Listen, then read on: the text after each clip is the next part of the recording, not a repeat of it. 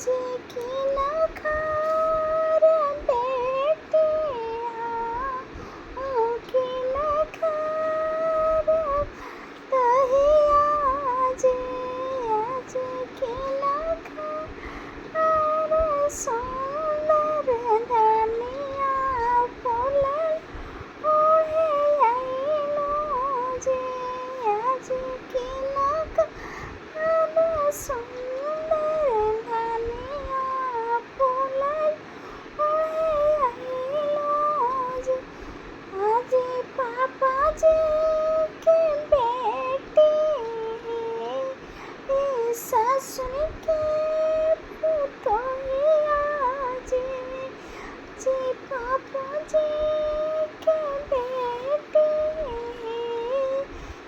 ससुर के पुतोहिया जी आज स्वामी जी के सुंदर धनी फूल लोढ़े जी आज स्वामी जी के सुंदर धनिया फूल लोढ़े जी।